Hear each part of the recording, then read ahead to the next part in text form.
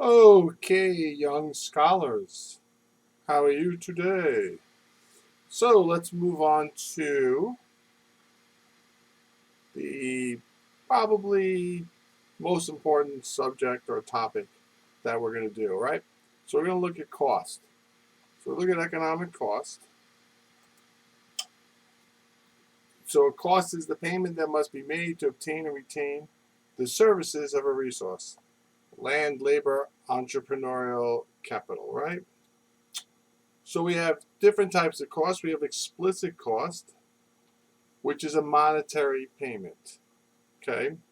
Then we have the dreaded implicit cost, which is the value of the next best use. All right. Okay.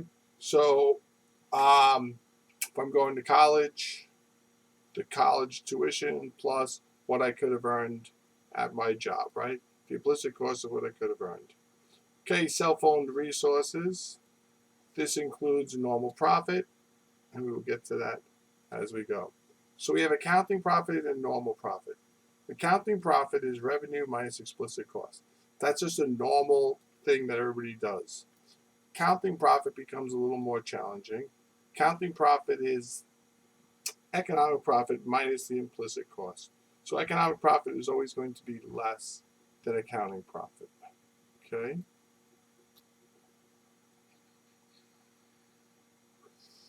And then we just summarize it there.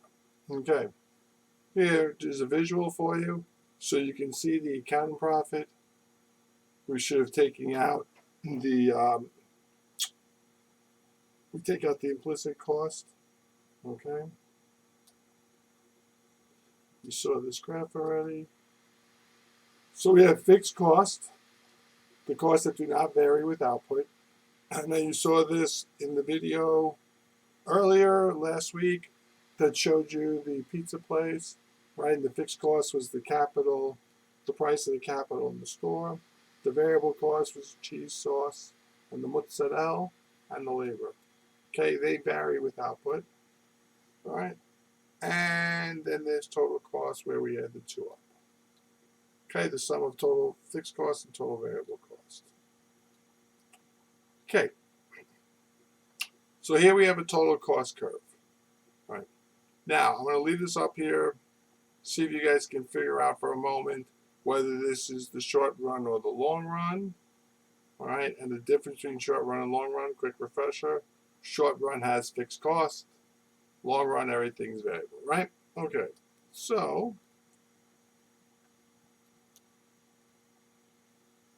we're going to add our fixed cost here, which makes it a short run production, right? And you see we have the total variable cost.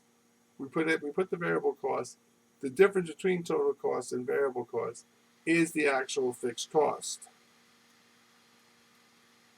Right, once we get that taken care of, we look at the average. Average fixed cost is total fixed cost divided by quantity.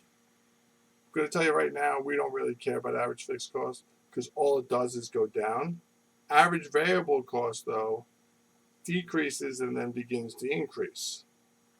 And then we have average total cost, which does the same as variable cost. Okay. Whoops. And then we have marginal cost, which is the change in total cost or the change in quantity. So we graph it. We have our average fixed cost. Okay. And we have average variable cost. We bring down our average total cost and you see here the space between is average fixed cost, which means we won't need this green curve once we just draw it that way. Then we bring in our marginal cost curve, right, which intersects the AVC and the ATC curve. And then what we want to look at here is marginal product and marginal cost are mirror images of each other. So as marginal products going up, meaning each worker is getting me more, then the cost of those units are less because I'm paying the workers the same amount of money. And then we hit the part where we end up in diminishing marginal product, right? It starts to fall, which means my costs are going to begin to rise. Okay, then we're going to add our average product and our average variable cost. Okay, I'm going to bring these up in class and ask you if you can see any connection relationship here. Okay, so we're going to stop there. Not bad, about 5 minutes. Okay, and then we'll start the next video will be long run production. Okay.